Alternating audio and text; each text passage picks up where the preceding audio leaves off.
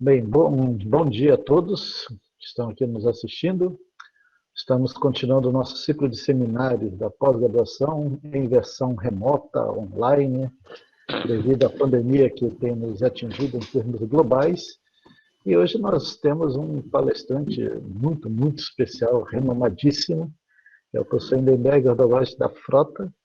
O professor Hindenberg, ele é graduado em Engenharia Civil pela UFAM.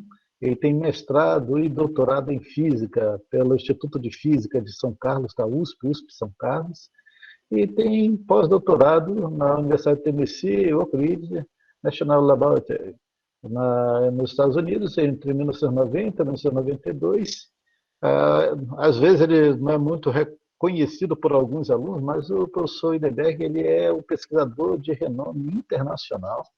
Ele trabalha em diversas áreas da física da matéria condensada, em várias áreas. Um deles é o modelo Kondo, que eu estará falando, e devido ao que ele vai falar, vocês vão ver que ele acabou desenvolvendo uma fórmula que é considerada especialíssima dentro dessa área do conhecimento, a ponto de ser conhecida em termos mundiais como a equação Frota. Ele também tem uma larga vivência em termos de administração pública, acadêmica, já foi pró-reitor, já foi chefe, já foi reitor da nossa universidade por 2 mandatos seguidos, e é uma pessoa, pessoalmente, com muita facilidade de acesso. Tem uma risada gostosa, gosta de ouvir a gente, gosta de contar vários casos da sua vivência universitária. Então, professor, é um prazer, é realmente uma honra tê-lo aqui conosco.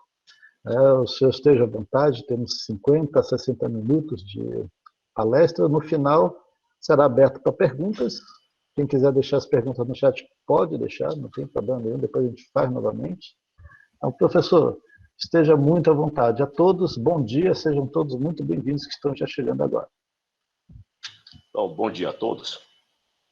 Eu quero agradecer o professor Kelson pelo convite e, em particular, pela escolha do tema que eu deveria falar. Então, ele escolheu esse tema, é um tema que eu tenho muita satisfação de apresentar. Bem, então nós vamos apresentar a teoria de STS e o experimento de átomos magnéticos em superfície metálica.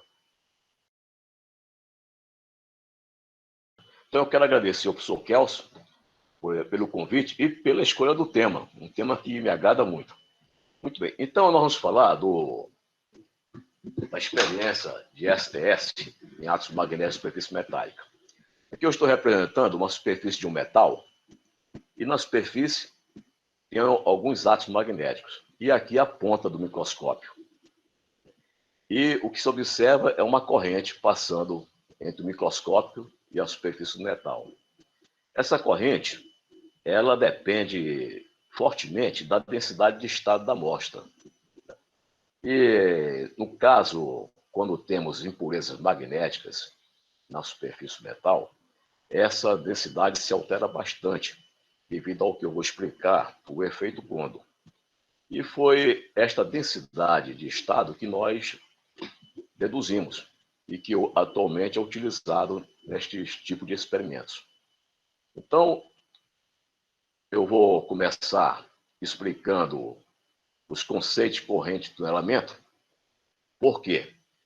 Porque a corrente do elemento, ela é o ponto central do experimento de STS. É o ponto central. Porque é através da corrente que se faz todas as medidas. E vamos também fazer uma breve introdução à espectroscopia do elemento por varredura, que é o STS. Eu relembro que depende fortemente da densidade de estado desse material. Por quê? Porque a corrente do elemento é função dessa densidade de estados. Vamos analisar as impurezas magnéticas na superfície do metal. Vamos introduzir um modelo simples, que é o do nível ressonante, que também é muito usado em espectroscopia atômica.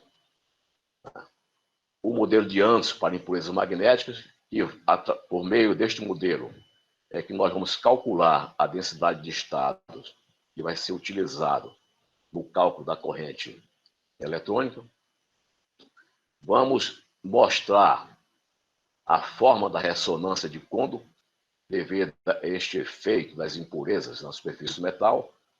E, finalmente, vamos mostrar algumas aplicações aos experimentos de STS. Algumas publicações de vários trabalhos experimentais que têm feito essas medidas e utilizado este modelo de densidade de estado que nós obtivemos. Muito bem. Então, vamos iniciar com a corrente de nivelamento. Vamos considerar esse dispositivo em que do lado esquerdo eu tenho um material, que eu estou chamando de sistema 2, que eu vou considerar que seja um metal, e do lado esquerdo o sistema 1, que pode ser um outro, qualquer material. E entre eles tem um isolante. Tem um isolante e vamos aplicar uma tensão V entre esses dois extremos, esses dois contatos. Bem, classicamente, como entre os dois materiais tem um isolante, não vai passar corrente. Classicamente não passa corrente aqui. Nós todos conhecemos bem isso. Agora, quando esse espaçamento azul, que é o isolante, for muito estreito, for da ordem de nanômetros, então é possível haver uma corrente eletrônica de um lado para o outro. Por quê? O isolante, aqui no meio, ele faz o papel de uma barreira de potencial Vx. Mas ocorre o seguinte, que quanticamente, do lado direito, os átomos possuem uma função de onda, que eu estou chamando de Psi2, e do lado esquerdo, Psi1. E elas penetram. Elas penetram um pouco no interior deste isolante, tanto do lado direito como do lado esquerdo. E se essa distância for nanométrica, muito pequena, é possível que as funções de onda do lado direito se entrelacem com as funções de onda do lado esquerdo. Quando elas se entrelaçam, elas criam um canal por onde pode conduzir os elétrons. Os elétrons podem sair de um lado e passar para o outro lado. E assim, constituir uma corrente eletrônica através do isolante. Ou seja, nós dizemos que os elétrons tunelam de um lado para o outro. Portanto, nós chamamos esta corrente de tunelamento, devido ao efeito tunelamento, né, que é um efeito puramente quântico. A corrente de tunelamento, ela é dada por essa expressão aqui. Essa expressão a gente pode obter usando funções de Green, que não é o caso aqui. Mas o que interessa aqui, mostrar nessa equação, é que, por um lado, tem esta parte em cor preta, que nada mais é do que a distribuição de Fermi-Dirac. E em vermelho, são as duas densidades de estado. A densidade de estado do lado 1 e a densidade de estado do lado 2. Então, observe que, embora isso seja um sistema complexo, bastante complexo, mas a expressão que dá a corrente é uma expressão simples, que depende simplesmente da densidade de estados, a densidade de estados dos dois lados. Agora, na prática, considerando isso aqui um metal, o metal ele tem uma densidade próximo do nível de ferro praticamente constante. Bem próximo do nível de Fermi, praticamente constante. Por que eu falo nível de Fermi? Porque é em torno da energia do nível de Fermi que acontece todos esses fenômenos eletrônicos, de condutividade eletrônica.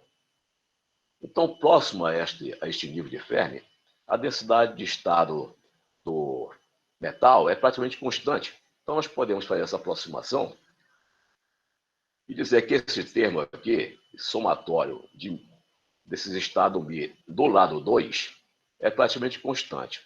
Agora, por outro lado, na espectroscopia, o que eles obtêm, o que é interessante, não é exatamente a corrente, mas a derivada da corrente em relação ao potencial. Esse termo que é analisado. a derivada da corrente em relação ao potencial. Quando nós fazemos uma derivada da corrente em relação ao potencial, vai aparecer uma derivada aqui dentro da distribuição de Fermi. Como esse potencial é muito pequeno, então a derivada aqui da distribuição de Fermi se aproxima de uma função delta. Então essa derivada se aproxima de uma função delta, de maneira que essa expressão da corrente, ou da derivada da corrente, fica bastante simples. Fica simplesmente isto que está aqui. Então o que nós temos aqui? Que a condutância diferencial, que é o que é medido, o que é analisado, é proporcional à densidade de estado do lado 1, que é a nossa amostra. Então, se nós queremos, por exemplo, determinar a densidade de estado desse material, nós fazemos uma junção com outro material, com metal, deixamos passar na corrente e medimos a derivada da corrente em relação ao potencial. E a densidade de estado é proporcional, né, a esta variação da corrente. Então, estou colocando isso aqui porque, como na espectroscopia, né, o tunelamento, o que se mede é a corrente, portanto, a derivada da corrente, então a técnica de S, ela é diretamente proporcional, diretamente ligada à densidade de estado da amostra. Então, a densidade de estado da amostra é um ponto fulcral nos experimentos de STS. Bem, do ponto de vista energético, o que nós temos? Nós temos dois materiais, em princípio eles não estão conectados. O material do lado esquerdo, que tem um nível de Fermi F1, e o material do lado direito, que tem um nível de Fermi F2. O φ1 é a função de trabalho deste material, e o φ2 é a função de trabalho do material 2. Função de trabalho é a energia mínima necessária para arrancar um elétron daquele material. Muito bem. Agora vamos conectar, observando que estão desnivelados. Tem um material que tem um nível de Fermi neste ponto e outro neste ponto. O que é nível de Fermi? É o nível mais alto ocupado pelos elétrons. Então, mais alto ocupado do lado esquerdo é este, mais alto ocupado do lado direito é este. Agora vamos conectar. Quando nós conectamos, eles interagem e o que vai acontecer? Como esses elétrons estão numa energia mais alta, no equilíbrio, eles vão perder elétrons, os elétrons vão cair para o lado direito, vão passar para o lado direito, até os níveis se igualarem. É tipo dois vasos que nós temos. Um vaso está meio cheio, o outro está muito cheio. Se nós ligarmos um com o outro, vai passar água de um lado para o outro até os dois níveis, os dois vasos, ficarem iguais. Então, aqui nós dizemos que estão em equilíbrio. Este aqui perdeu o elétron, caiu para o lado direito, ele desceu um pouco, o lado direito subiu um pouco. Muito bem, estão nivelados. Agora que está nivelado, a corrente deixou de passar. Aquela corrente foi uma corrente instantânea, né? E deixou de passar, equilibrou. Agora, para manter uma corrente, é preciso ligar numa bateria. Então, vamos ligar um potencial aqui. O que vai acontecer? Esse potencial ele baixa o nível do lado direito e aumenta o nível do lado esquerdo. Com isso, nós vamos ter permanentemente, enquanto a bateria estiver ligada, elétrons passando de um lado para o outro, né, devido ao esforço que nós estamos fazendo com esta bateria aqui. Então, é esta corrente que passa de um lado para o outro, nesta condição, com essa bateria ligada, é que nós chamamos de corrente de tunelamento, né? E esta corrente, a derivada desta corrente que passa de um lado para o outro, é proporcional à densidade de estado da nossa amostra. Então, ela, teoricamente, e de maneira bem simplificada, é isto que acontece no material. Então, nós fazemos uma junção, um isolante no meio, e ligamos uma bateria. Passa a correr uma corrente de um lado para o outro, e a derivada em relação a esse potencial, a derivada da corrente em relação a esse potencial é dada por essa expressão simples aqui, que é simplesmente proporcional à densidade de estado da amostra. Muito bem. Então, a espectroscopia de tunelamento por varredura ela está calcada, alicerçada nessa corrente de tunelamento, na corrente de tunelamento. Só que no caso em particular aqui, nós temos dois materiais, uma junção de dois materiais, e entre eles, o papel do isolante, quem faz é o próprio vácuo, altíssimo vácuo, faz o papel do isolante. Então aqui eu estou colocando um esquema do STS, que eu adaptei desse livro do Henning Plusser, sobre a espectroscopia de tunelamento, de impurezas magnéticas no bulk. Então, o que nós temos aqui? Temos aqui uma superfície de um metal, no caso aqui é o cobre, 100, plano 100. E aqui em cima, nós temos a ponta de um outro metal, uma ponta bem fina, cujas extremidades são da ordem do diâmetro de um átomo. Essa ponta bem fina. E isto aqui está dentro de uma câmara com uma pressão menor que 10 a menos 9 Pascal, desta ordem aí. 10 a menos 9 Pascal, que é ultravácuo. É uma pressão de ultravácuo. Muito bem. E aqui, na superfície, ou próxima à superfície, nós temos impurezas de prata, cobalto ou ferro. Foi no caso desse experimento realizado por esse autor. O cobalto e o ferro, eles são materiais átomos que possuem orbital D e orbital F incompleto. Portanto, esses orbitais, eles apresentam propriedades magnéticas. A prata não tem isso. Ela não tem propriedade magnética. A prata é colocada aqui para servir de referência. Muito bem. Então, vejam, voltando aqui para a espectroscopia. Nós temos aqui uma ponta, e ela está a uma certa altura aqui da superfície. E liga-se aqui uma bateria, um potencial. Muito bem. Entre esta ponta e a superfície do metal, existe o vácuo. O vácuo aqui funciona como isolante, porque aqui é um ultravácuo, 10.009 Pascal. É um isolante. Mas como existe uma hibridização, uma distância muito próxima aqui, esse Z, quando é muito pequeno, da ordem de Angstrom, existe uma hibridização dos orbitais da superfície, dos átomos aqui da superfície, com os orbitais aqui da ponta, esta ligação vai criar um canal, onde os elétrons podem passar do metal para a ponta. Com isso, constituindo uma corrente de tunelamento, através do vácuo. Muito bem. Então, pode ocorrer o seguinte, nós podemos manter a corrente constante, fazer um esquema de maneira que esta corrente que passa aqui seja constante, os elétrons estão passando do metal para da superfície para a ponta, então tem uma corrente eletrônica aqui. Então, nós podemos considerar a corrente constante. Para a corrente se manter constante, é necessário variar o Z, a altura. Então, variando, mantendo a corrente constante, você mantém a corrente constante e varia a altura. Por que varia a altura? Para poder manter a corrente constante.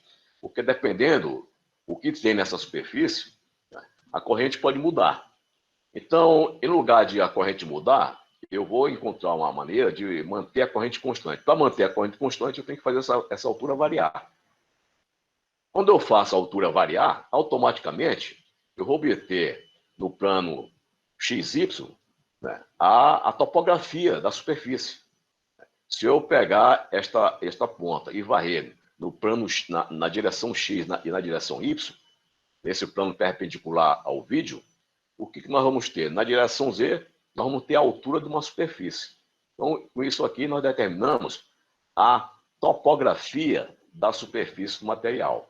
Então, como exemplo, essa imagem famosa da IBM, da década de 1980, em que ela faz um cercadinho, isso aqui é um cercadinho de átomo de ferro, na superfície do cobre. E o que nós estamos vendo aqui dentro? Nós estamos vendo aqui dentro a onda dos elétrons que ficaram presos dentro desse cercado. Como o comprimento, essa distância, esse diâmetro aqui é da ordem do comprimento de Compton, comprimento de onda de Compton, então os elétrons passam a ter um comportamento de ondas. Então, o que nós estamos vendo aqui são as ondas eletrônicas, a imagem das ondas eletrônicas. ela é obtida assim, fazendo esse levantamento topográfico, como diriam os engenheiros. Da superfície, lugar do avião, numa superfície, o que nós temos aqui é a ponta, esta ponta desse metal bem fininha, da ordem de ângstrom, né, caminhando ao longo da superfície, mantendo a corrente constante e variando a altura para manter a corrente constante.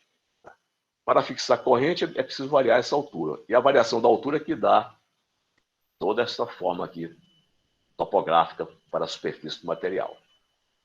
Por outro lado, nós podemos fazer um outro tipo de experimento, é manter a altura constante. E quando a altura é constante, o que vai acontecer?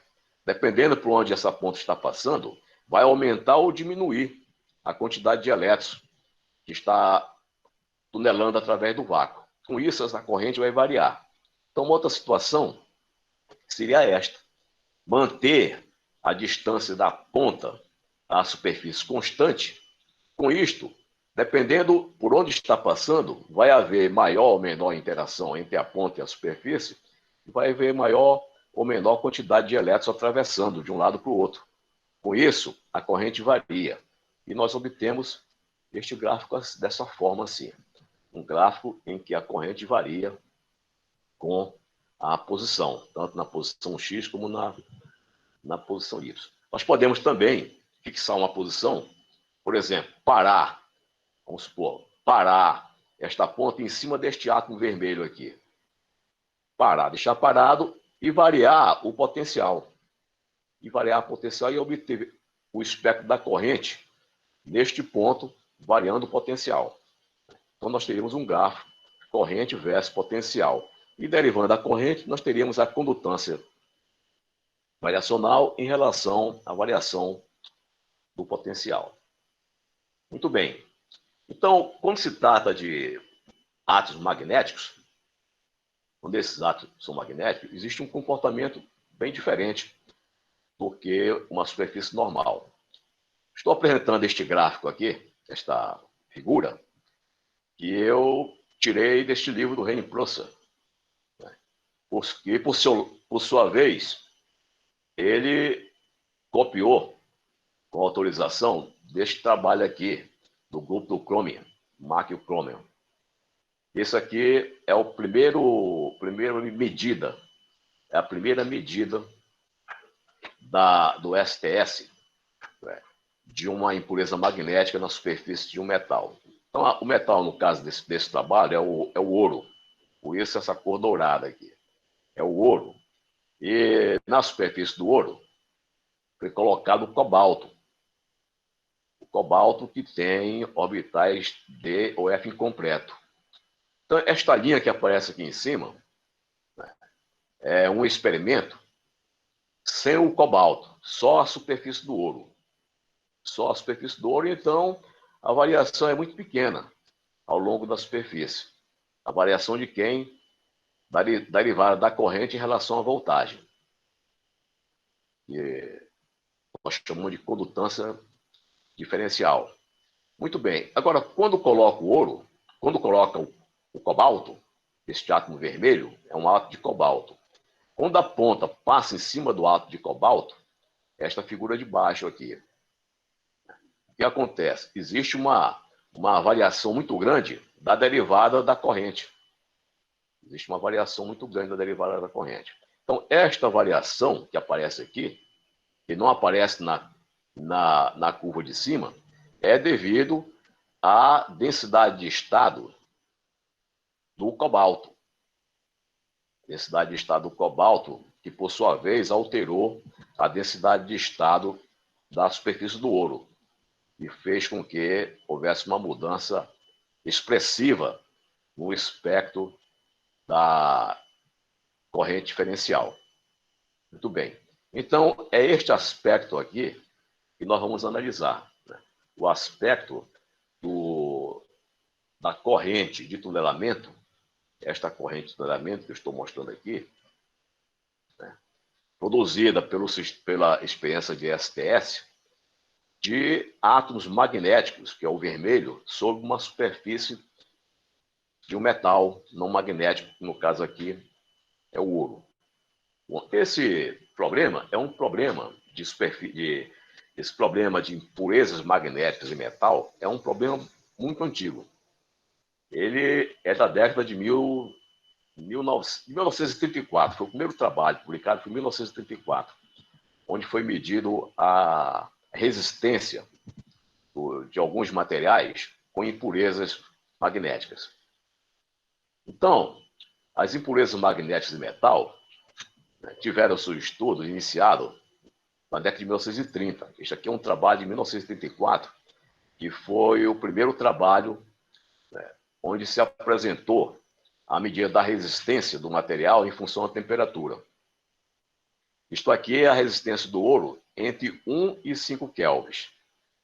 Eu peguei esse trabalho original, né, e fiz algumas adaptações aqui, porque esses números aqui eram muito pequenos e esses pontos também eram quase imperceptíveis. Eu coloquei um pontinho maior em cima deles, para poder observar. Ele continua. Eles fizeram essa temperatura até mais ou menos uns 30 kelvins. Mas eles destacaram essa parte aqui. Destacaram essa parte. Muito bem. Então, são duas amostras de ouro, que chamou de ouro 1 e ouro 2, com impurezas de ferro. Como não é possível controlar exatamente o número de impurezas, por isso dá essa curva um pouco diferente. Mas observe que isso aqui é porque nós ampliamos. Na verdade, está variando de 26,4 a 26,9 apenas. Se fizermos a temperatura de 1 até 30 Kelvin, essas duas curvas se juntam, não vai dar para ver essa separação. Muito bem. Então, se observa que aqui, em torno de 4 kelvins, aparece um mínimo. A resistência vinha caindo, conforme vinha diminuindo a temperatura, a resistência vinha caindo. Quando chega aqui, ela chega no mínimo e começa a aumentar. Nos dois exemplos. Isso aí foi algo assim extraordinário para aquela época. Por quê? Porque nós esperamos que, à medida que nós baixamos a temperatura, a resistividade também baixa até chegar numa constante. A resistividade vai para uma constante, por que uma constante? Porque tem outros efeitos aí, né, que produzem também resistência do material.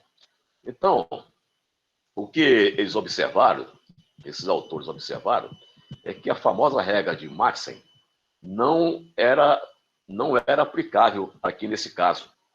Porque pela regra de Maxent, né, que funciona em geral para todos os materiais, quando se baixa a temperatura, a resistência cai, vai caindo até chegar a uma constante.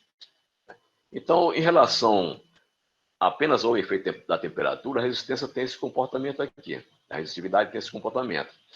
Ela tem uma constante e uma parte proporcional à temperatura.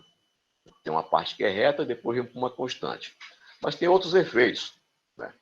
Na verdade, a resistência total tem uma parte que é dada pela temperatura, que é esta forma que estou apresentando aqui, mas tem uma parte que é dada por impurezas dentro do material, que também faz com que aumente a sua resistência, e também as deformações plásticas, de maneira que não vai para zero a resistência. A resistência vai para uma constante, para essa constante aqui. Ocorre que, nesse experimento, com impurezas magnéticas, a resistência não foi para uma constante. Quando chegou aqui, ela passou a subir de novo, a aumentar de novo. Então, o que significa? Que, de alguma maneira, essas impurezas de ferro, embora a proporção seja baixíssima, de 10 elevado a menos 4% de ferro, né, na superfície de ouro, dentro do ouro, no bulk, né, embora seja um percentual muito pequeno, mas tem efeitos a baixa temperatura. Este efeito aqui. Então, neste trabalho, os autores apenas observaram que não obedece à regra de Maxent. Isso foi em 1974. A explicação para este mínimo, a razão deste mínimo, só surgiu já na década de 1960, 1961, pelo Kondo. Então, o Kondo explicou a razão disso aqui, que ele considerou o modelo como sendo a interação dos spins do ferro com os spins dos elétrons de condução. Apenas isso. E calculou a suscetibilidade magnética usando teoria de perturbação. E observou que a esta temperatura existe uma divergência. Como ele usou a teoria de perturbação, existe uma divergência quando a temperatura diminui, e parou por aí. Mas houve a explicação, né, pelo que isso aqui ocorre devido às interações, né, dos spins do ferro com os spins dos elétrons de condução, mas aí surgiu um outro problema, né, como calcular isso, como calcular de forma exata isto, sem usar a teoria de perturbação. Então, a partir de 1960, esse problema ficou conhecido como problema de Kondo, em homenagem ao físico que deu a primeira explicação para o aumento de resistência, né, do ouro quando a temperatura fica abaixo de 4 kelvins. Essa discussão levou anos. Em 1980, Kennedy Wilson calculou exatamente a suscetibilidade magnética desse material usando o método de grupo de randomização. E na década de 1980 também, nós desenvolvemos um trabalho sob a orientação do professor Luiz Nunes de Oliveira, do cálculo da primeira propriedade dinâmica desse modelo, o cálculo exato. E foi com esse cálculo que nós obtivemos a densidade de estado, que é o motivo desta palestra pedida pelo professor Kelso. Muito bem. Então, para iniciar a teoria, vamos começar com um modelo mais simples, que é o modelo do nível ressonante, que é muito utilizado, né, por teóricos experimentais para estudar as propriedades da espectroscopia atômica. Então, vamos supor aqui nós temos uma superfície de um metal, o vermelho é um metal, e ligado a um átomo nós temos uma impureza. Vamos supor que isso aqui é uma impureza em 1 milhão de átomos do metal tem uma impureza, digamos assim. Essas impurezas estão muito afastadas uma das outras. Os átomos azuis estão muito afastados uns dos outros, tanto é que não aparece aqui na minha figura. O que significa? Significa que esses átomos azuis não interagem com outro átomo azul, só interagem com esse átomo vermelho aqui. Muito bem. Então, quando isso acontece, né, existe uma interação entre esse átomo da impureza azul com o átomo do metal, da superfície metálica, e esses dois átomos ficam hibridizados, os orbitais deles ficam hibridizados, e eles criam o que nós chamamos de um nível ressonante. Né? Então, eu estou chamando de L o nível dessa orbital localizada da impureza azul, chamando de L. E que se zero a energia desse orbital. E esse orbital, como está hibridizado com os orbitais do metal, existe uma matriz que liga um orbital localizado com as funções de onda dos elétrons da banda de condução, que eu estou chamando isso aqui de T. E F é um nível de Fermi. Então, os elétrons, dependendo desta altura aqui e deste T, os elétrons estão participando ao mesmo tempo, né, dos átomos do metal vermelho e do átomo da impureza. Como o metal vermelho forma uma banda de condução, nós podemos dizer o quê? Em termos energéticos, que um elétron pode estar aqui na banda de condução, mas pode estar também nesse orbital. O elétron não tem cor, não é isso? O elétron não se identifica. Então, ele pode ter elétron aqui e pode ter aqui. Eles estão pulando de um lado no orbital localizado dessa impureza azul, ora está na banda de condução desses átomos vermelhos. Fica saltando de um lado para o outro, em um certo intervalo de tempo.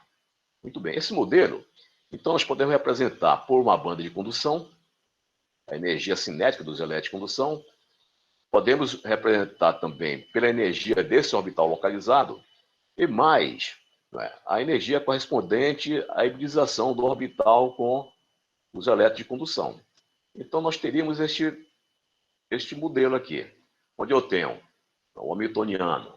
O hamiltoniano desse modelo tem este H0, que é o hamiltoniano dos elétrons de condução, este H de hibridização, que é representado por este T, que faz a hibridização entre o orbital localizado, os elétrons de condução, e este HL, que é o hamiltoniano, a energia que se zero desse elétron de condução.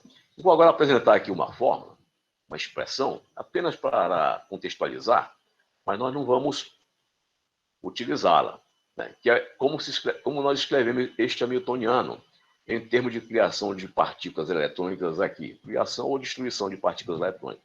Nós escrevemos dessa maneira. Esse primeiro aqui, nós dizemos o seguinte: este operador, ele representa o número de partículas. Então, nós estamos somando em todas as partículas que têm energia que se unir. Quando nós somamos em todas as partículas que têm energia que se unir, nós estamos somando toda essa energia em marrom que está aqui. Bom, esse outro operador localizado representa a energia desse orbital localizado aqui. Qual é a energia dele? Que se zero. Então, quando esse orbital, esse operador aqui, que é o número de ocupação, quando estiver ocupado, ele vai ter um elétron aqui. Esse elétron tem energia que se zero. Se ele estiver desocupado, esse operador aqui é zero. Então, se é zero, a energia é zero. É assim que funciona. Agora, além disso, nós temos elétrons saltando de um lado para o outro. Tem um elétron está aqui, de repente ele sai daqui e vem para cá, de repente ele sai daqui e volta para cá. Isso aqui nós representamos por esse hamiltoniano. O que esse hamiltoniano diz? Esse operador esse operador aqui, ele atua no orbital localizado, CL. Ele nos diz o seguinte, que ele destrói um elétron no orbital localizado, e esse adaga significa que ele cria um elétron no orbital unir. Onde está o orbital localizado? Aqui. Então, destruiu um elétron aqui. Onde está o orbital unir? Na banda de condução. Então, ele cria na banda de condução. E esse outro lado, o que ele faz? Ele destrói um elétron nesse estado unir, que é na banda de condução, e cria um elétron no orbital localizado em L, que é aqui. Então, esse hamiltoniano ele faz esse papel, joga o elétron de um lado para o outro, fica saltando de um lado para o outro. Muito bem. Esse é o nosso hamiltoniano de um átomo, né? Vamos dizer, um átomo na superfície de um metal, hibridizado com os átomos do metal. Muito bem. Se não tivesse essa hibridização, né, o que aconteceria com a densidade de estado? A densidade de estado seria apenas esse ponto aqui. Né? Só teria um estado que é este aqui, deste nível. Quer dizer, o nível localizado só teria um estado que é esse próprio nível aqui. E nós dizemos aqui, assim, matematicamente, nós chamamos isso aqui de uma função delta. Muito bem. Agora, quando nós ligamos isto aqui, é que aparece essa interação. O que acontece? Essa interação do elétron de condução com os níveis de condução com o nível localizado, ele cria uma incerteza, porque ora o elétron está aqui, ora ele não está, ora está, ora não está. Cria uma incerteza. Essa incerteza cria um alargamento desse nível aqui. Então, em lugar de ter aquela função delta, nós vamos ter uma curva bem estreitinha. Essa curva é bem estreitinha, né? De maneira que quando esse delta for para zero, ela vai para uma função delta. Essa curva estreitinha é representada por essa função lorentziana, por esta função aqui. Nós podemos fazer esse cálculo usando função de Green e outros métodos. Tem vários métodos que nós podemos fazer esse cálculo, né? Grupo randização, função de Green, etc. Então, temos essa função essa lorentziana, né, representada por essa curva vermelha, onde esse delta é dado por essa expressão aqui, que é aquela famosa regra de ouro de Fermi, que nada mais é do que isso aqui é a taxa de transição do elétron do nível L para a banda de condução e da banda de condução para o nível L. Isso é uma taxa de transição, né, com que o elétron pula de um lado para o outro. Esse lambda que aparece aqui, é porque, devido à interação desse elétron no orbital azul com o orbital vermelho, a energia desse orbital localizado muda um pouquinho. Ela muda um pouquinho e se desloca um pouquinho, dado por esse número lambda aqui. É isso aqui nós chamamos de alta energia do sistema. É por isso que esse pico, né, da densidade não está em X0, exatamente em X0. Ele estaria em X0 se não houvesse hibridização. Ele está um pouquinho deslocado em relação a X0, Por quê? Porque ele absorveu uma parte dessa energia da banda de condução. Dessa interação, alargou o nível e deslocou um pouquinho. Então, esse lambda que aparece aqui, nós chamamos de alta energia. Então, quando nós temos um orbital localizado, hibridizado com a banda de condução, a densidade de estados da banda de condução também muda. Ela passa a ter uma forma assim. Né? Ela passa a aparecer também esse pico, né? Com uma largura 2 delta. Essa largura 2 delta é 2 vezes essa taxa de transferência aqui. Muito bem. Então, essa expressão, a função lorentziana, é muito usada pelos físicos, pelos químicos, né, para analisar os espectros atômicos. Né? A espectroscopia atômica é muito utilizada, largamente utilizada, há décadas utilizada. Muito bem. Agora, no caso específico que nós queremos tratar, essas impurezas que estão aqui, além dessas interações que eu estou apresentando aqui, elas têm no seu interior uma interação coulombiana. Os elétrons dentro desse orbital azul, interagem. Por exemplo, digamos o cobalto. O cobalto tem os orbitais dele internos, F, incompletos. Então, eles vão ou o ferro, orbital F incompleto, eles interagem com uma interação coulombiana. E essa interação coulombiana muda totalmente a física que nós estamos vendo aqui. Então, nós vamos tratar agora o caso do modelo específico que vai dar luz àqueles experimentos do STS de impureza magnética na superfície de metal. Então, considerar agora o nosso esquema aqui, um metal com esses átomos vermelhos, uma impureza, átomo azul, só que essa impureza agora, no seu interior, tem uma interação de Coulomb, U. Então, eu estou acrescentando aqueles 3 hamiltonianos, mais este HU, que é a interação de Coulomb entre os elétrons dentro desta impureza azul. E essa interação de Coulomb dentro da impureza azul cria um problema de muitos corpos, que nós não podemos tratar daquela maneira que tratamos o nível ressonante. É um pouco mais complexo. Então, gera um problema de muitos corpos aqui. A simples inclusão desta impureza cria problema de um corpo complexo neste material. Então, nós introduzimos este HU, que é o hamiltoniano devido à impureza, à interação coulombiana dentro do orbital azul. Então, o hamiltoniano é aquele mesmo, nós temos energia cinética, esses 3 primeiros, mesma coisa, energia cinética. Aqui, a energia do orbital D, do orbital localizado, e aqui a hibridização entre o orbital localizado e os elétrons de condução. Então, estou chamando de K o momento dos elétrons de condução, né?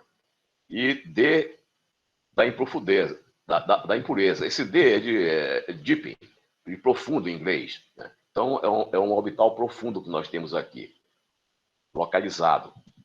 Além de temos esses 3, que é o mesmo do nível ressonante, agora acrescentamos este hamiltoniano, que nos dá a interação entre os elétrons dentro do orbital azul. O que ele está dizendo? ND é o número de elétrons com spin para cima. E este aqui, lá direito, é o número de elétrons com spin para baixo. Então, se tivermos, por exemplo, um elétron com spin para cima e outro com spin para baixo, o que vai acontecer? Vai ter uma interação coulombiana U entre eles. Se eu tiver um elétron com spin para cima, mas não tiver o elétron com spin, vai dar 0 isso aqui. Ou se eu tiver um elétron com spin para baixo, mas não tiver elétron com spin para cima, também dá 0, porque só tem um elétron. Então, só existe esse U quando tem esse número aqui, o número de elétrons spin para cima e o número de elétrons com spin para baixo, ambos forem diferentes de 0. Então, passa a ter essa interação coulombiana que muda totalmente a física deste problema. Muito bem. Então, estes números são dados por esses operadores, só para conhecimento. São operadores, né? Operador criação-destruição, com spin para cima, e aqui operador criação-destruição, com spin para baixo. Muito bem.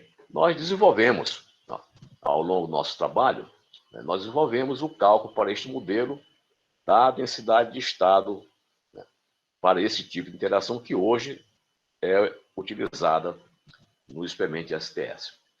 Muito bem. Então, vamos fazer um esquema, para não fazer conta, vamos fazer só um esquema aqui, rapidinho. Eu estou representando essa linha vermelha como sendo o nível desse orbital localizado. E o amarelinho, os níveis de condução. Quando o orbital localizado, este orbital localizado não tem nenhuma partícula nele, estou chamando ND igual a zero, então ele possui essa energia de muitos corpos aqui. Isso aqui é um esquema de energia de muitos corpos. Agora, se nós colocarmos um elétron aqui no orbital azul, vamos supor um elétron assim para cima, ele vai acrescentar energia em todo o sistema de εd, que é a energia dele. Então, todo o sistema, né, vamos supor que seja positiva, todo o sistema subiu, a energia de todo o sistema subiu de D, que foi a energia que nós acrescentamos aqui nesse orbital. Então, a energia total veio para cá, para cima. Se eu acrescentar mais um elétron aí, obviamente, para eu acrescentar mais um elétron neste orbital da impureza, eu tenho que colocar com o spin para baixo, por causa do princípio de Pauli, de exclusão de Pauli. Então, vou colocar mais um elétron, o que eu vou ter agora? Além dessa energia εd, do elétron spin para cima, eu vou também ter uma energia εd do elétron com spin para baixo. Então, vai ter 2 vezes εd. Mas além de 2 vezes εd, agora como tem 2 elétrons, tem a interação coulombiana entre eles. Então, além de 2 εd, tem mais o U, a interação coulombiana. E vamos supor, como o εd é positivo, e o U também é positivo, sempre positivo, o U, então a configuração vem aqui para cima. Então, nós temos aqui 3 configurações de muitos corpos. Essa configuração, quando não tem nenhum elétron orbital localizado, esta quando tem um elétron orbital localizado, ou com spin para cima ou para baixo, e aqui quando tem 2 elétrons, ou spin para cima ou spin para baixo. Agora, ocorre que este termo aqui hibridiza todas as configurações. Por quê? Porque ele hibridiza o orbital D com a banda de condução. Então, quando hibridiza, nós vamos ter aqui uma hibridização dessa configuração com esta e aqui desta com essa. Então, nós temos um problema de muitos corpos complexo na interação de todas as configurações possíveis, né? E a esta configuração nós chamamos de regime de orbital desocupado. Por que desocupado? Porque a energia mais baixa é desse estado aqui. Então, nós dizemos que esse estado aqui é o estado fundamental, né? Está nessa energia mais baixa. Então, as propriedades eletrônicas, propriedade termodinâmica, né, depende muito desse estado que está aqui. Então, nós chamamos isso aqui de regime de orbital desocupado.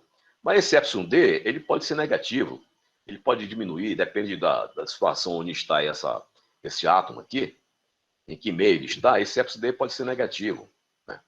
Então, uma outra situação seria esta, por exemplo, negativa e muito grande, de maneira que vai favorecer o estado fundamental com 2 elétrons no orbital D, né? Um com spin para cima, outro com spin para baixo. Mas nessa situação, né, embora está aqui no estado fundamental, mas continua hibridizado com as outras configurações.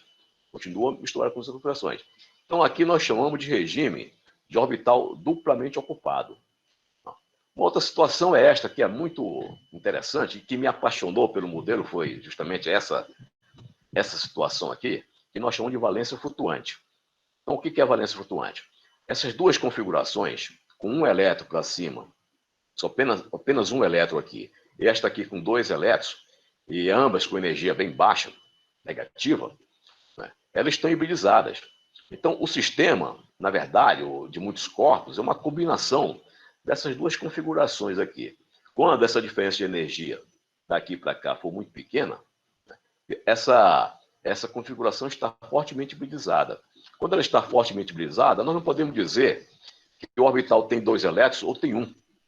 Na verdade, ele tem um valor intermediário a 2 e 1. Não é nenhum nem outro. É um valor intermediário entre 2 e 1. E a isso chama-se valência flutuante. Então, foi por causa dessa configuração aqui de valência flutuante que eu me introduzi, né, neste modelo, a estudar este modelo. Eu queria fazer o cálculo da fotoemissão da valência flutuante.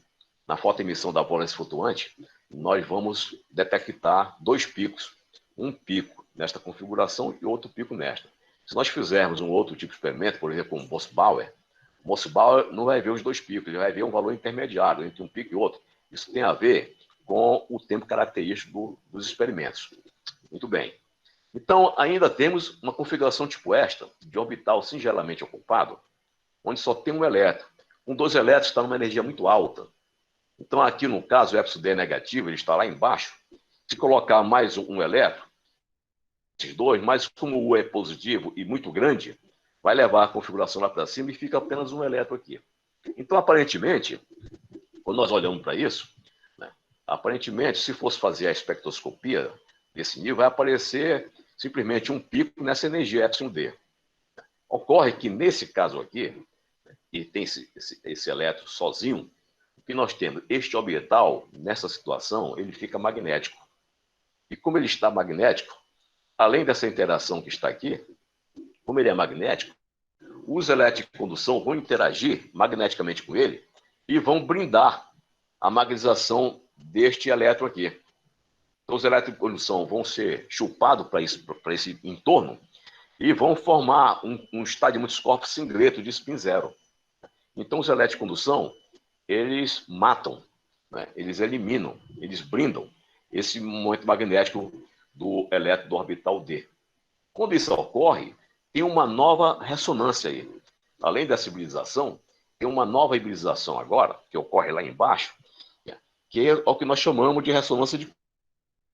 Então, essa ressonância de Kondo, a energia dela é em torno do nível de Fermi. É uma energia muito baixa. Por isso, a detecção dela também é uma temperatura muito baixa. Então, além de se obter o espectro aqui, por exemplo, se fosse fazer a fotoemissão, se obter um espectro neste pico, um pico nesta energia, surge também um pico na energia de Fermi, devido à blindagem dos elétrons de condução sobre este momento magnético do orbital D. Nós vamos ver com detalhe que é o ponto central. Este regime é o ponto central desta apresentação que leva à densidade de estado utilizada no experimento de STS. Muito bem. Então, o trabalho que nós desenvolvemos, um deles é este aqui, a espectroscopia de fotoemissão do modelo de Janssen degenerado, né, que foi feito na minha tese de doutorado sob orientação, eu destaco aqui o meu grande orientador, o professor Luiz Nunes de Oliveira, né, um grande físico brasileiro, e a quem devo a minha formação profissional na área de física. E este outro trabalho aqui que publicamos com esse título, A Forma da Ressonância de Kondo. Então, esses dois trabalhos têm sido utilizados na análise da experiência de STS. Muito bem.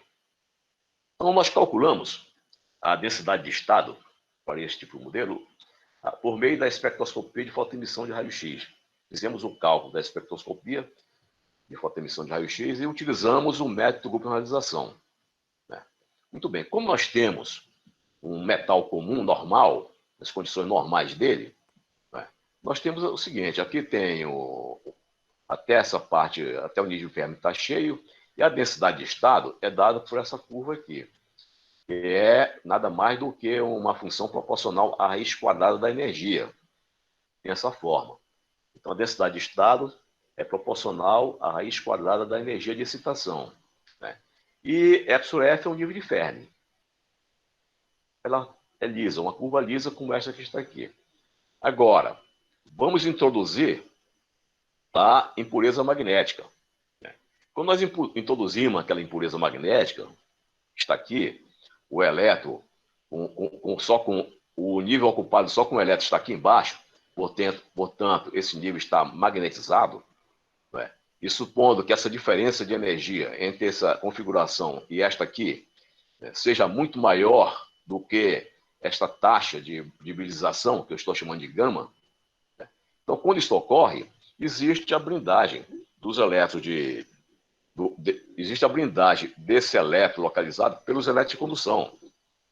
Essa blindagem cria uma nova ressonância, na energia de Fermi, que é a ressonância de Kondo. E com isso, a densidade de estado da banda de condução sofre esse acréscimo aqui que eu estou pintando de vermelho. Então tem um acréscimo considerável. A este acréscimo, a esta curva, que acontece em torno do nível de Fermi, nós chamamos de ressonância de Kondo. Muito bem. Essa ressonância de Kondo, né, ela é dada por quem? Pela densidade de estado que foi acrescentada, né, pela impureza. Uma densidade de estado aqui que foi acrescentada pela impureza. E é esta densidade de estado que nós determinamos. E essa densidade de estado que é utilizada na análise da espectroscopia de tunelamento por varredura. Muito bem. Então, como é feito o cálculo? Nós jogamos raio-x aqui nessa impureza, nesse nível, e arrancamos um elétron. Jogamos raio-x, arrancamos um elétron, e aqui fora nós medimos a corrente elétrica que sai daqui. A corrente elétrica que sai daqui nada mais é do que uma grandeza proporcional à densidade de estado desse nível. Densidade de estado desse nível. Como é que nós calculamos? Usando essa expressão aqui, que é a regra de Ohl de Fermi. Então, a densidade de estado, o D aqui é a largura da banda, o somatório em todos os estados finais deste elemento de matriz. Quem é este elemento de matriz? É o elemento de matriz que CD. O que faz o CD? O CD destrói um elétron no estado inicial. Então, inicialmente tinha esse estado, esse operador destrói esse elétron e joga fora, né, que é medido aqui fora. Então, nós calculamos essa elemento de matriz, fazemos essa conta. Aqui é a delta de Dirac, que diz o quê? A energia total tem que se conservar, né? A energia final tem que ser igual à energia inicial mais a energia do raio-x aqui, cedida pelo raio-x. A energia cedida pelo raio-x. Então, utilizamos o método de grupo de realização e fizemos esse cálculo. E desse cálculo é que tiramos a expressão, uma expressão fenomenológica para representar a densidade de estado, para representar esta curva que está aqui. Muito bem. Então, a primeira situação que eu vou apresentar do resultado desse cálculo é uma situação como esta, em que o delta tem um valor tal que o estado fundamental é representado com orbital localizado com 2 elétrons. Então, o cálculo da espectroscopia dá esta curva aqui. Os pontos são os resultados numéricos que nós obtivemos. E esta linha que aparece aqui foi o ajuste que fizemos com uma lorentziana. Aquela lorentziana que eu apresentei há pouco, obtida do nível ressonante. E é perfeito o ajuste com a lorentziana. Epsilon2 aqui é a posição desse nível, a posição desse orbital quando está duplamente ocupado. E a largura dela é 2 gama, de maneira que a meia largura é gama. Então, isso aqui é perfeitamente representado por uma curva lorentziana. Uma segunda situação, que é aquela que eu falei para vocês, que eu me apaixonei pelo modelo, e eu queria obter, né, o caso em que essas duas configurações estão hibridizadas. Quando elas estão muito próximas uma da outra, por esse delta aqui, a diferença de energia delas é menor do que essa hibridização, o gama, que representa a taxa de transferência de elétron de um lado para o outro, né, nós dizemos, então, que elas estão misturadas, estão hibridizadas. E quando nós fizemos o cálculo da fotoemissão, apareceram as duas configurações. Apareceu essa configuração e esta configuração. Então, esse primeiro pico que aparece aqui é a configuração quando o raio-x pega só um elétron lá. E esse segundo pico é a configuração quando o raio-x pega só um elétron, só dois elétrons. Então, veja, que nós temos duas curvas para parâmetros diferentes. Vamos olhar só para uma, a B1. Então, esse pico aqui de cima é o pico onde tem só um elétron, nesse orbital aqui, essa situação. Esse outro pico é um pico dessa situação, tem 2 elétrons. Né? Observe que um é baixinho e o outro é alto. Então, o raio-x, né, ele consegue ver, o cálculo da fotoemissão consegue ver os 2 picos. Por que isso? Ora, o elétron está saltando de um lado para o outro, ele gasta um certo tempo. Só que a frequência do raio-x ela é muito alta, então o tempo característico dele é muito pequeno. Né? É muito menor do que o tempo que o elétron salta de um lado para o outro. Então, como o tempo do raio-x é muito menor, o raio-x vai lá dentro e vê uma configuração e vai de novo e vê a outra configuração. Ele vê as duas configurações. Consegue ver as duas configurações ao mesmo tempo. Ao contrário do Mossbauer. O Mossbauer, a característica temporal dele é alta. Então, na verdade, o tempo característico do Mossbauer é muito maior do que o tempo que o elétron leva saltando de um lado para o outro. Então, quando o Mossbauer vai lá e tira uma foto, ele tira uma média. Ele vê só um pico e a valência dá um valor intermediário aí. Ele não dá nem 1 e nem 2, dá um valor intermediário entre esses dois valores. Aqui aparece a valência 1 aqui e aparece a valência 2 aqui. É interessante que esses dois picos também eles foram ajustados perfeitamente com duas lorentzianas. Uma lorentziana centrada aqui nessa energia, somada com outra lorentziana centrada nessa energia. Então, fizemos o ajuste desses dois picos perfeitamente com as duas lorentzianas. Agora, ocorreu essa situação.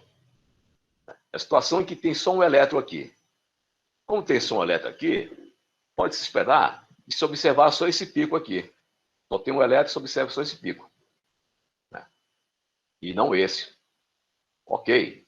Se observou esse pico, este aqui não. Mas apareceu um pico aqui na origem, no zero. Apareceu esse pico, ele é tão próximo de zero que não dá para ver aqui nessa escala. Para enxergar o pico, tem que fazer uma escala logarítmica. Então, foi o que nós fizemos. Então, este pico que aparece aqui, ele surge daquela interação, da blindagem desse elétron do orbital D pelos spins dos elétrons de condução. Eles blindam, zerou e criou um novo nível ressonante aí. Esse nível aqui nós chamamos nível ressonante de Kondo. E esse espectro nós chamamos da ressonância de Kondo. Então, calculado a ressonância de Kondo numericamente, nós fomos buscar uma expressão fenomenológica que pudesse ajustar, porque não conseguimos ajustar esses pontos com as lorentzianas como estavam fazendo nos picos anteriores. Então, essa situação aqui foi uma situação nova. Quando eu calculei esses pontos, começar uma questão curiosidade só, uma curiosidade. Começa a calcular das energias mais altas para as mais baixas. Quando eu cheguei aqui em Manaus, cada ponto desse era uma noite de cálculo. Depois que eu continuei a fazer uns trabalhos aqui em Manaus, um ponto desse era uma noite de cálculo naquele computador do CPD, que não era apropriado para isso. Então, eu chegava até aqui assim, parava. Já tinha visto o pico que interessava. Depois vinha até aqui, parava, já tinha visto o pico. Teve um dia que resolvi fazer energias menores ainda, porque levava muito tempo. Lá em São Paulo, na USP, em São Carlos. Então, o que aconteceu? Que depois de algum tempo, o pico começou a subir, apareceu uns picos aqui nessa ponta. Isso me assustou muito. Me assustou, porque eu pensei que eu estava com algum problema no programa. Eu queria que fosse para zero, e não estava indo para zero. Ficava constante e não ia para zero. Eu continuei diminuindo a energia para ver se ia para zero, e aconteceu ao contrário, começou a subir. Me deixou muito assustado com isso aí. Eu imaginava que tivesse um erro no programa. Depois, discutindo com o meu orientador, é que começamos a entender que o que estava acontecendo não era erro, porque experimentei, revi o programa várias vezes. O que estava acontecendo devia ser o efeito Kondo, que nós não tínhamos pensado. Nós estávamos focados na valência flutuante, no espectro da valência flutuante. Então, aumentando isso aqui, fazendo esse logaritmo, esses pontinhos que são esse pico aqui. Ó. E esse pico não conseguimos de forma alguma ajustar com a lorentziana, de forma alguma. Foi então que fizemos um trabalho fenomenológico e encontramos essa expressão aqui, para esse pico. Essa expressão, que é uns dois pi gama, é do modelo, e a parte real da raiz quadrada, I, que é a unidade complexa, gama K, é a largura da outra ressonância. Isso aqui é a ressonância do nível localizado, aqui é a ressonância de Kondo. Epsilon é a energia, e aqui, de novo, a ressonância de Kondo. Então, quando nós usamos isso aqui, neste ponto, esta linha preta que nós estamos mostrando aqui. É perfeito o ajuste. Observe que varia de 10 a menos 1 a 10 a 3, quer dizer, em 4 ordens de grandeza. houve esse ajuste perfeito em 4 ordens de grandeza. E mais interessante, aqui não tem nenhum ponto, não usamos nenhum parâmetro de ajuste, porque esse γk, nós calculamos usando a suscetibilidade magnética, que foi calculada pelo Kennedy Wilson. Kennedy Wilson calculou a suscetibilidade magnética e achou uma relação entre γk e a suscetibilidade magnética. E a temperatura de Kondo, entre γk e a temperatura de Kondo. Então, a partir da expressão do Kennedy Wilson, calculamos quem é esse γk para esses parâmetros do modelo. E colocamos aqui e tiramos essa curva sem fazer ajuste. Sem fazer ajuste. Muito bem. Então, essa densidade de estado, que nós chamamos da forma da ressonância de Kondo. Essa densidade de estado é que dá a forma da ressonância de Kondo e é atualmente utilizada no experimento de STS. Muito bem. Então, vamos ver agora algumas aplicações experimentais, né, nesses experimentos de STS, onde se utiliza esta função. Muito bem. Aqui, voltando, é a corrente, como se calcula a corrente. Esse preto aqui é a distribuição de Fermi-Dirac. Esse vermelho, ρS, é a densidade de estado da amostra. E aqui é a densidade de estado da ponta, é o TIP, a densidade de estado desta ponta aqui. A corrente passa, né? A corrente passa da ponta para o metal, aqui tem uma impureza magnética.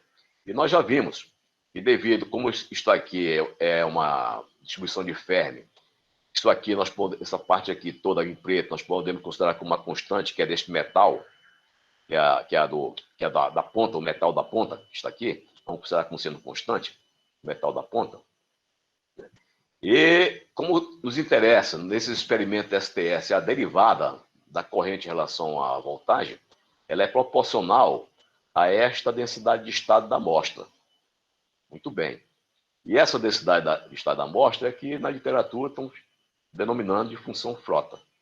Representado por isso aqui, onde este γk é dado por essa expressão e Tk é a temperatura de Kondo. Muito bem. Então, o que ocorre? Devido à blindagem dos orbitais localizados, dos elétrons localizados aqui, nesse momento magnético, pelos elétrons de condução do metal, cria essa ressonância no nível de Fermi, e essa ressonância, né, a densidade de estado dessa ressonância é dada por essa expressão aqui. Então, é isso que os experimentais têm usado no experimento de STS. O primeiro experimento STS usando essa densidade de estado foi esse aqui a respeito da ressonância de Kondo, né, considerando o efeito o quantisized effects. E utilizaram esse tipo de molécula, NPC, na superfície de chumbo. Então, você observe, né, essas curvas aqui, a curva preta, aqui é a derivada da corrente, e embaixo é o potencial, a diferença de potencial. A curva preta é o resultado experimental. E a curva vermelha, vermelhinho que aparece nos picos, é o ajuste com essa função aqui.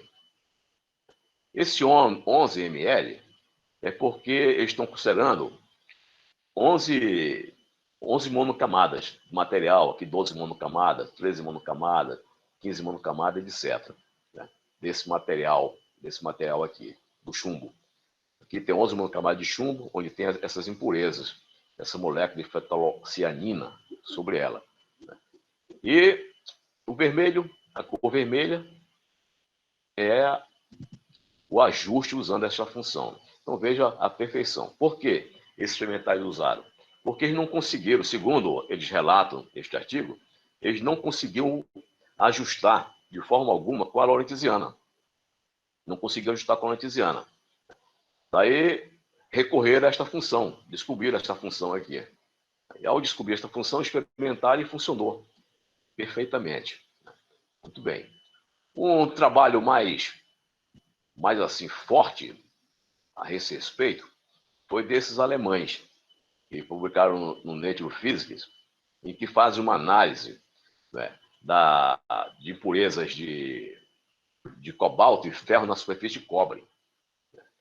E eles obtêm, né, a derivada da corrente, e eu estou mostrando apenas algumas curvas que tem nesse trabalho, algumas delas, né? Então, o lilás é o experimental e a linha preta é esta curva aqui, esta função. E eles fizeram um trabalho assim muito extenso. Por quê? Porque eles usaram o mesmo método de grupo de harmonização e recalcularam numericamente a ressonância de Kondo. Fizeram todo aquele cálculo novamente, agora, recentemente. Fizeram novamente aquele cálculo da ressonância de Kondo e testaram com essa função. E compararam com a lorentziana. O mesmo que nós tínhamos feito inicialmente. Recalcularam usando o mesmo método de harmonização e usaram essa função. Após isso, passaram a utilizar nos seus resultados experimentais. Muito bem, então aqui uma comparação que eles fizeram. Eles calcularam a ressonância usando uma lorentziana, que é esta linha preta, usando o cálculo no método de grupo de harmonização, o mesmo que nós usamos inicialmente, que é esta linha vermelha, que é bem diferente da lorentziana. A lorentziana só se aproxima da linha vermelha aqui na origem, e usando esta fórmula, que eles chamam de fórmula frota. Usando esta fórmula, que é a verde. E vocês vejam a boa concordância da curva verde com a curva vermelha em todo o espectro. Eles chamaram a fórmula fenomenológica de frota. Muito bem. Então, esses mesmos autores dizem o seguinte, né? Depois de terem testado com outras funções, diz o seguinte: a melhor forma é dada pela fórmula fenomenológica encontrada por Frota e al. A comparação entre a função fenomenológica encontrada por Frota e a usada convencionalmente, que é a lorentziana, né, e a ressonância calculada usando o grupo de harmonização, estão mostradas na figura 2, foi aquela figura que eu mostrei, né? Pode-se ver claramente que a melhor modelagem para a ressonância é dada pela fórmula Frota, que é esta fórmula aqui. Então, a partir desse trabalho do Nature, é que os experimentais passaram a usar com mais intensidade essa expressão para analisar os seus trabalhos de STS, de átomos magnéticos ou moléculas magnéticas em superfície de metal. Isso aqui é um outro trabalho do Nature, vou mostrar apenas alguns exemplos. Outro trabalho do Nature, em que eles usam essa molécula de F-talocianina, uma com ferro e a outra com manganês. Essas curvas, várias cores, são as curvas experimentais, de várias cores aí. E essa vermelha, a vermelha, é o ajuste com esta função. Estou dizendo, as curvas cheias, vermelhas, são os ajustes em relação à temperatura da derivada da corrente em relação ao potencial com a função frota modificada para determinar as temperaturas de Kondo. Então, um aspecto desta função utilizado neste trabalho. Um outro exemplo, o Nature Nanotechnology, uma letra, que eles veem as frustrações topológicas induzidas por magnetismo não convencional e nanografeno. Muito interessante isso aqui. Então, eles usam pedaços, né, de nanografeno na superfície de ouro. Então, tem duas situações aqui. Aqui sem campo magnético e aqui com campo magnético. Então, sem campo magnético, se vê esse pico, para a temperatura variando de 4,5 até 14 kelvins. Os pontos azuis são experimentais e o preto é o ajuste com a função frota, como eles estão afirmando aqui. Neste caso da direita, né, inicialmente o campo magnético é zero, fixa a temperatura de 1,6 Kelvin, o campo magnético é zero, depois vai aumentando o campo magnético, chega um momento que os spins se separam aqui. Ele separa os picos, dois picos, então ajuste nesse ponto aqui, ajuste com duas funções frota, né, com pesos diferentes, para fazer esse ajuste aqui. Em ambos, fez um ajuste muito bom. Esse caso, né, é a forma da ressonância de Kondo, usando esse ácido retinóico. Então, é uma molécula grande na superfície de ouro. Então, observe aqui, né, que são os picos, são duas situações, a temperatura de 4,4 Kelvin, aqui é a temperatura, e a segunda situação azul é a temperatura tomada como parâmetro de uma certa molécula, de uma dessas moléculas. Então, a linha preta são os dados experimentais, e as duas coloridas é usando a função frota. As duas coloridas, como está explicado aqui nesse texto. Né? Então, aqui, olha, eles falam o seguinte: tem sido mostrado que os cálculos de gluconalização, cálculo numérico de gluconalização, reproduz a ressonância experimental desse material melhor do que a linha de Fano. A linha de Fano também são muito utilizadas para a análise desses espectros. A função frota, a forma da função da linha de frota pode ser expressa dessa maneira. Então, essa é aquela função onde aqui se coloca uma fase. Por que essa fase? Porque na corrente eletrônica da ponta para o metal, tem corrente passando diretamente da impureza para a ponta, mas tem também do metal para a ponta. Isso cria essa defasagem que está aparecendo aqui. Esse trabalho também do Nature Communication, eles utilizam esta molécula aqui na superfície do ouro. E as linhas pretas são experimentais e as linhas azuis pontilhadas é o ajuste com a função frota. Está apresentado aqui, então, um ajuste muito interessante. Esse trabalho, esses autores fizeram assim, umas comparações, várias comparações. Eles usaram, para comparar os seus trabalhos, a função Fano, essa função de Anderson e essa função frota. E apresento aqui as três funções. Apresento aqui. Então, você observa, né, que a linha preta é o experimento, a linha vermelha de Fano, a Fano, na origem, vai até aqui, mas não chega ao pico do experimento. Depois ela desce e foge da curva aqui embaixo, aqui para voltagens maiores. Ela foge da curva em voltagens maiores e na origem ela fica abaixo do pico. Essa do Anderson é a pontilhada. Aqui na origem ela vai lá em cima. Ela não fica no pico, ela vai lá em cima.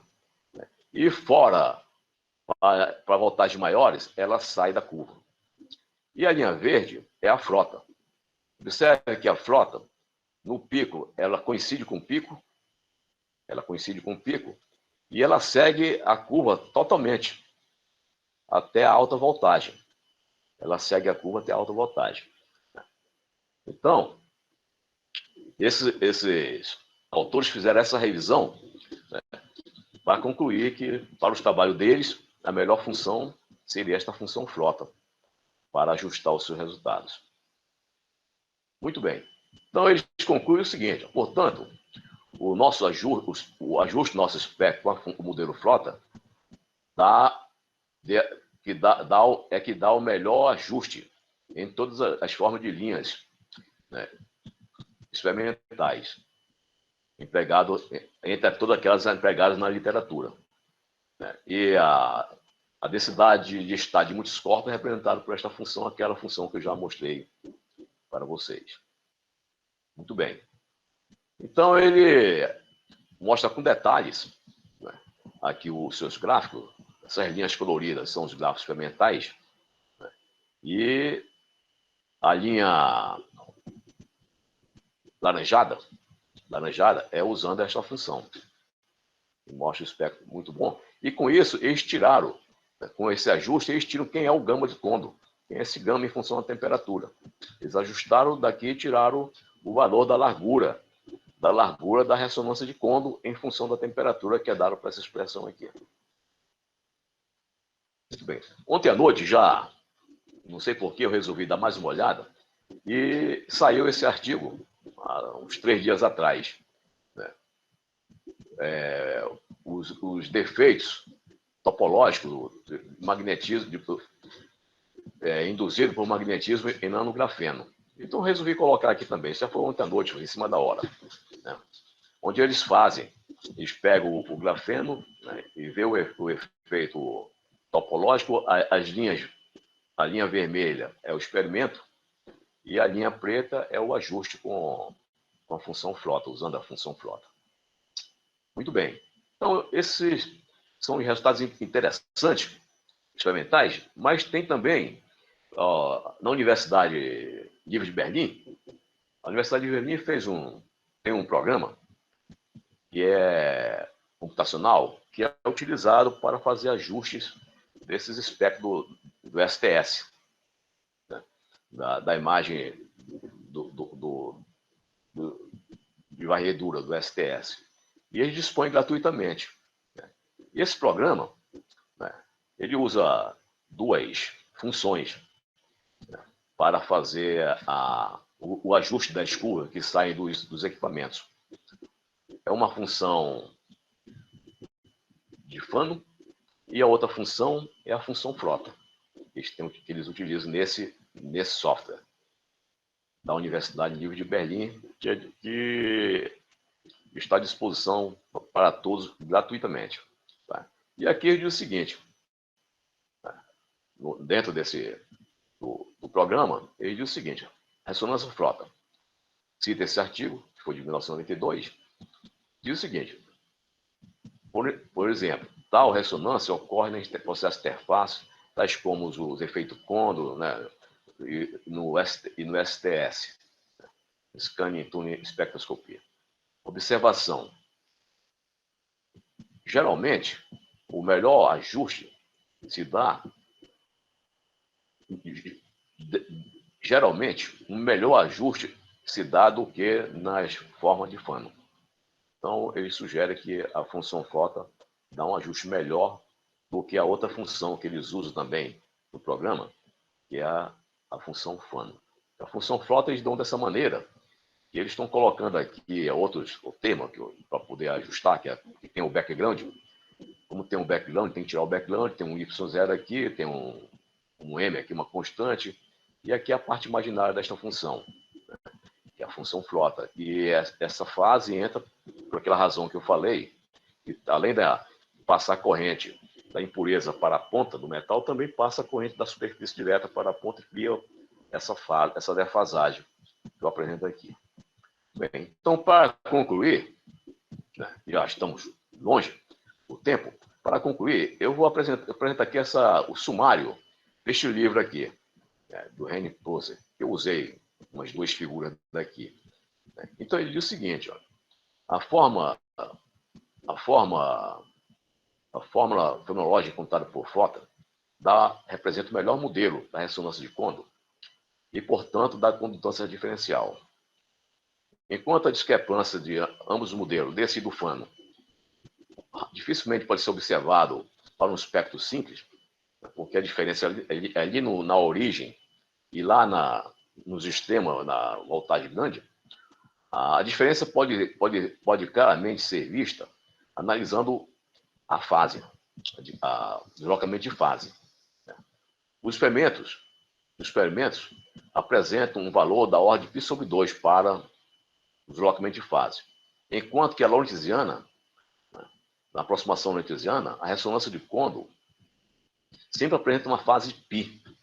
Então, quando usamos a ressonância de uma curva lorentziana, a ressonância, o deslocamento da ressonância, a fase, né, o deslocamento de fase é um valor π. Acontece que o experimento é π/2, não é π, é π/2. Recentemente, cálculos de multicorpos também têm mostrado que o deslocamento de fase é fortemente sobreestimado pela aproximação lorentziana. Quer dizer, a aproximação lorentziana dá um resultado maior, dá o dobro. O experimento é π/2. Modelando a ressonância de Kondo pela forma fenológica encontrada por Frota, leva a uma deslocamento de fase bem menor, de somente π/2. Né? π/2, que é da mesma ordem observada nos resultados experimentais. Então, com isso, eu concluo esta palestra que foi dada, cujo tema foi escolhido pelo professor Kelso. Eu, nesta oportunidade, mais uma vez, agradeço muito, porque eu sou apaixonado por esse tema. Muito obrigado a todos. E saúde para todos. Professor, muito obrigado. Se nós estivéssemos pessoalmente, daríamos uma boa salva de palmas. Para vocês que estão verificando a apresentação, nós temos um professor da UFAM que tem uma fórmula com o nome dele, e não uma fórmula qualquer, uma fórmula em artigos de revistas de grande prestígio. Temos coletâneas livros de coletâneas de artigos com esta fórmula, explicando exatamente um fenômeno muito especial do ponto de vista da física. Eu só tenho a agradecer também por ter gravado essa palestra histórica. Tem algumas perguntas aqui. O Henrique Duarte da Fonseca Filho, ele pergunta o seguinte: eu gostaria de perguntar ao professor se esses modelos são adequados apenas para fazer STS em ultra alto vácuo ou se eles se ajustam a medidas feitas a ambiente. Bom, observe o seguinte, nós estamos trabalhando, esses efeitos da ressonância de Kondo, eles ocorrem a uma temperatura muito baixa, 5 kelvins, por exemplo. Né?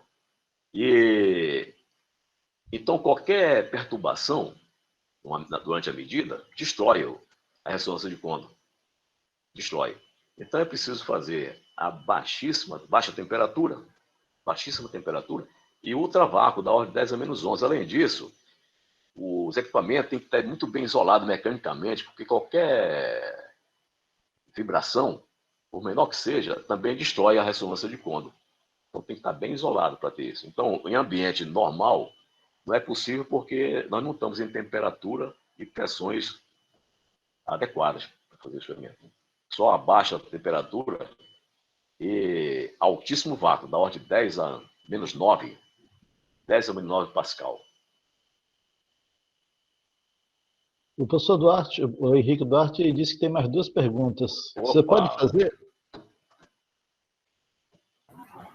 Bom dia a todos. Bom dia, professor Kelson. Bom dia, professor Hindenberg. Parabéns pela palestra, né?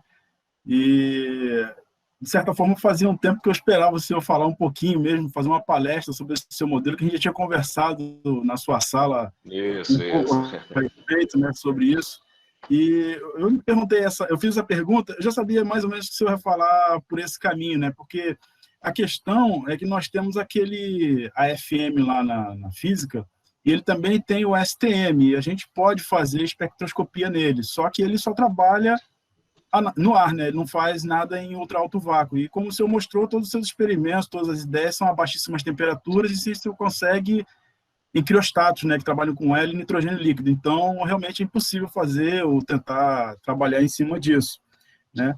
Mas aí, o que eu queria perguntar surgiu mais para o final da sua apresentação, quando apareceram algumas moléculas diferentes. Agora não lembro qual foi a molécula que o senhor colocou aí, de um artigo qualquer, né?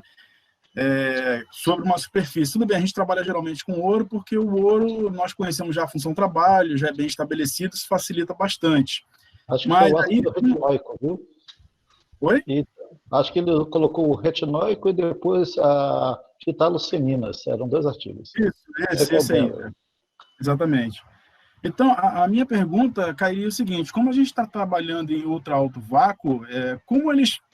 Eu não sei, eu não li os artigos, né? Então essa é a pergunta principal. Como eles conseguiram manter essas moléculas sem elas serem degasadas dentro do sistema, sem interagir ou sem, digamos, desaparecer devido ao ultra alto vácuo e conseguir fazer essas medidas? Essa foi a minha curiosidade principal quando coloca essas moléculas que são mais orgânicas. Eu li os artigos e realmente é uma área assim, muito específica. Eu não teria condições de responder.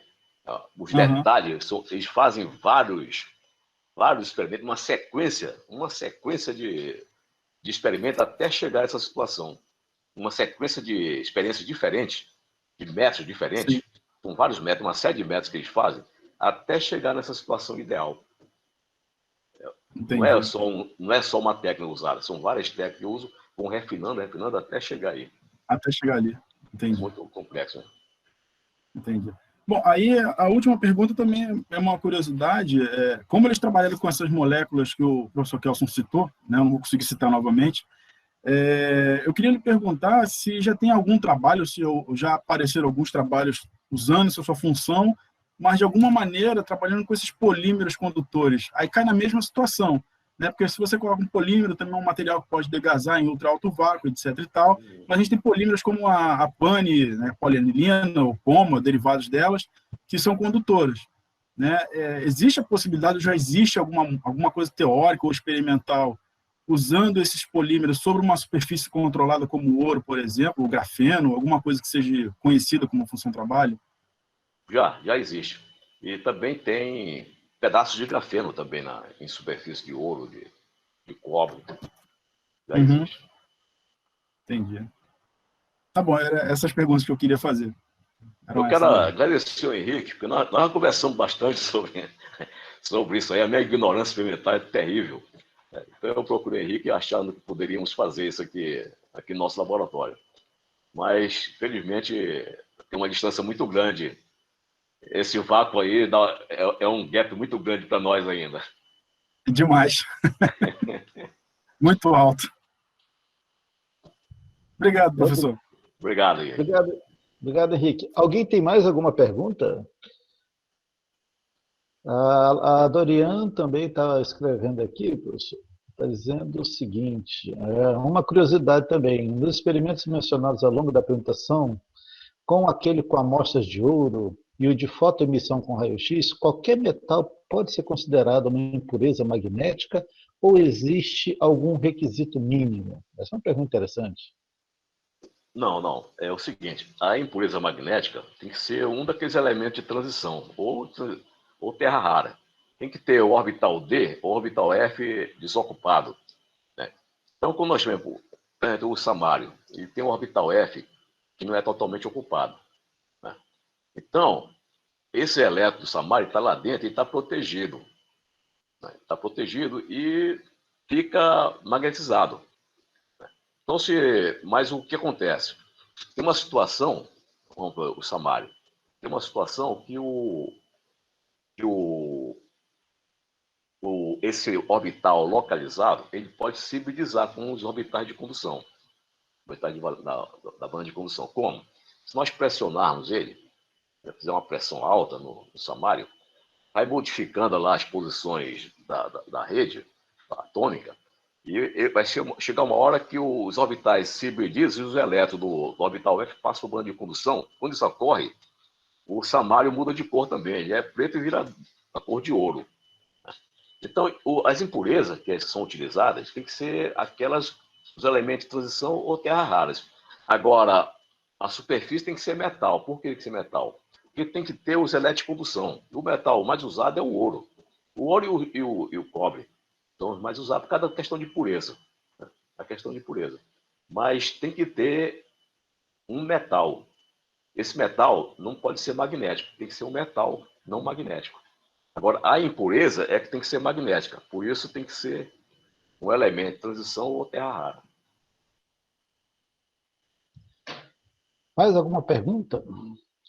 Professor, eu percebi que no início da sua palestra, algumas pessoas estavam teclando aqui no chat, falando um pouquinho sobre STS e espectroscopia de força atômica. Eu não sei se o pessoal consegue ver essa sutileza de técnica. Só tem como explicar rapidamente qual seria a diferença entre STS e a espectroscopia de força atômica? A espectroscopia atômica leva em consideração a interação átomo-átomo, né? E a do STF é o tunelamento. Agora, a pessoa mais própria para explicar isso para nós é o professor Henrique, que está conosco aqui. É o especialista da banda de física. Podíamos aproveitar esse momento aí. Professor Henrique, o convite está feito aí. Bom, tudo bem. Eu posso dar uma explicação rápida, um detalhamento rápido? Quem surgiu primeiro, assim, em termos experimentais, foi o STM, que é o microscópio de tunelamento, né? E baseado, né, inclusive na figura que o professor mostrou, do curral quântico, né, que é como ele é conhecido, acabou surgindo também a espectroscopia, porque verificou-se através dessa ideia de corrente que a gente poderia fazer uma curva de corrente por tensão e a partir daí o mundo é aberto, né? A gente pode pensar em 1000 coisas para trabalhar, né? Então, basicamente, o STM surgiu em 1981, basicamente, e ele foi a primeira microscopia, que a gente chama de microscopia de ponta de prova ou microscopia por sonda, né?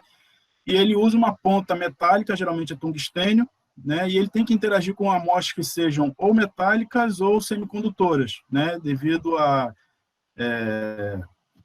banda de Fermi, etc., tal, como o professor também falou durante sua apresentação. Então, amostras isolantes a gente não consegue medir porque você não consegue ter corrente de tunelamento, né?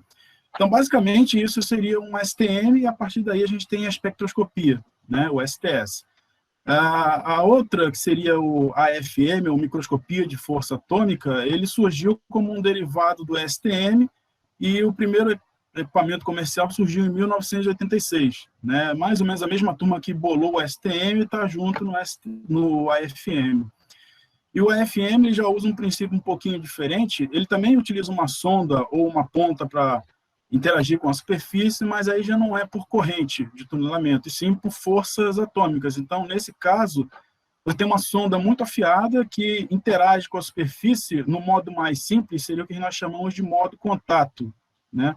É quando a ponta se aproxima muito da superfície e a gente tem uma interação de forças atômicas do tipo repulsiva, né? Então, são basicamente interações coulombianas. Então, a nuvem dos elétrons da extremidade da ponta interage com a nuvem dos elétrons a nuvem eletrônica da superfície da amostra. Então, elétron com elétron repele, e aí essa interação de força o microscópio é capaz de sentir, né? Tem toda uma eletrônica por trás para fazer essa medida, e a gente cria uma imagem, né? E aí a gente tem outras técnicas derivadas, como microscopia de força elétrica, de força magnética, aí você tem as espectroscopias respectivas. Então, basicamente, a diferença é a física que está por trás da medição. Um é corrente de tunelamento, o efeito túnel, e o outro é basicamente força atômica mesmo. Tá? Seria isso. Excelente, excelente. O pessoal da química que gosta de usar força atômica, então já está tranquilo aí. Alguém tem alguma pergunta extra que gostaria de fazer ao professor, aproveitando? Sr. Lindenberg. Eu só tenho uma pergunta pessoal, né? Porque o senhor fez esse trabalho já está fazendo aí quase um pouco mais de 2 décadas, e de repente foi um trabalho que o senhor não estava esperando toda essa repercussão. Como é que o senhor se sente hoje em dia ser alguém que tem uma equação nomeada com, né, o seu nome ali, a Flatter Equation, e de repente essa equação ela está em coletâneas, está em artigos de revistas renomadas? Como é que foi isso para o senhor? Como é que o senhor se sente? Como é que o senhor percebeu essa situação na sua história pessoal? Quando nós fizemos o cálculo, eu tinha toda a convicção, meu orientador, que nunca ninguém tinha feito. Porque foi o primeiro cálculo, usando o grupo de realização, e uma propriedade dinâmica do modelo. E ninguém também tinha encontrado uma expressão para a curva do efeito Kondo, aquela ressonância de Kondo. Não tinha certeza absoluta disso aí. Mas como o professor Henrique falou, esse tipo de experimento é muito recente. Na verdade, os experimentos de impureza magnética na superfície de metal, o primeiro foi em 1998, agora, já entrando nos anos 2000. Em 2007, foi feito a primeira vez já usando a função. Mas quando eu fui fazer o doutorado, o pós-doutorado nos Estados Unidos, né, eu fui convidado pelo professor Mahan, que é um especialista em muitos corpos. E como é que foi esse convite? Houve uma escola em Brasília e eu fui para essa escola. É um mês de escola. E foi pedido que cada brasileiro apresentasse um seminário para poder interagir com os estrangeiros que vieram. Tinha bastante estrangeiro lá. E como eu fui pego de surpresa, que eu não sabia, eu fui para a escola de graça, dava um passagem, dava um tudo, passar um mês, levei a Consuelo, levei meu filho, foi todo mundo. Ficamos no hotel, tudo por conta lá da escola. E eu fui assim, de férias, só para assistir, né? Mas na primeira reunião que fizeram, o professor Marra, que era o coordenador desse encontro, o convidador estrangeiro desse encontro, ele pediu para cada brasileiro dar um seminário. E eu não tinha nada preparado. Eu fui na biblioteca do UNB, eu peguei esse artigo. Esse artigo aí, que era o mais importante que eu tinha. E eu esqueci, eu não lembrava, eu não conseguia associar o Marra com quem ele é. A gente conhece de artigo, mas o Marra é o cara que fez o primeiro cálculo da fotoemissão de raio-x em metal. O raio-x entra no metal, tira um elétron, você mede a corrente fotoeletrônica lá fora. Metal puro, né, sem impureza. E, inclusive, eu tinha estudado bastante o trabalho dele, o trabalho do Nosiar Sunjic também. O Merra, ele calculou, usando função de Green, né, a incidência do raio-x no metal, arranca o elétron, tira, mede a corrente lá fora. Mas o buraco ficou lá, fica aberto. Então tem uma divergência no nível de Fermi, por causa desse buraco que ficou aberto. E o Sunjic, Nosiar Sunjic, fez o mesmo cálculo, fenologicamente, ele colocou um tempo de decaimento para o buraco fechar, que é para a curva não divergir. Então, porque o buraco fecha, daí a curva morre também. E a nossa função fenológica foi baseada nessas duas teorias, do Marra e do Sunjic. Essas duas teorias. Quando eu fui apresentar o seminário, eu não sabia o que o Marra era aquele sujeito que estava lá. Eu nem sabia o nome dele. Eu apresentei aquele primeiro artigo. Quando eu terminei de apresentar, ele me convidou para ir no gabinete dele. Eu fui lá conversar com ele. Aí ele me convidou para ser professor visitante durante 2 anos lá na universidade dele, para a gente continuar trabalhando com isso aí. Daí eu fui saber que era o Marra que estava aí. Então, eu sabia da importância da ressonância de Kondo. O segundo artigo que eu produzi, aquele título foi sugestão do Marra. Eu tinha dado outro título, um título comprido. Aí o Marra foi no ponto. Não, coloca esse título aqui. É a forma da ressonância de Kondo, que foi o segundo artigo. Então a gente sabia disso aí. Mas no book é difícil, não tem isso no book. Só dá para fazer essa medida na superfície. Esse trabalho que eu apresentei, desse livro que está aqui, do Plusser, ele faz no book, assim, umas 2, 3, 4 camadas abaixo da superfície, eles conseguem medir, que não dá sinal ainda. Eles conseguem medir a ressonância de Kondo no book, mas assim, um pouco abaixo da superfície. Que é a primeira vez que fizeram na literatura, é o trabalho desse Plusser. Então a gente tinha a ideia, assim, agora não tinha experimento. Já logo depois disso, nós publicamos, um grupo lá de Cincinnati, nos Estados Unidos, eles fizeram simulação de Monte Carlo quântico e obtêm a fotoemissão com a simulação de Monte Carlo quântico.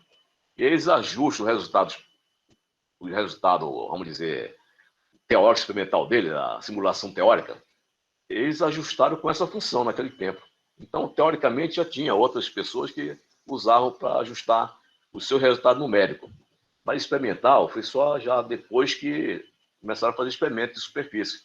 Né? Começou praticamente em 2000 esses experimentos. Mas é uma satisfação muito grande, claro. Todo mundo fica muito satisfeito com isso. E mais satisfeito com o professor Kelso me convidando para falar sobre isso. Obrigado, senhor.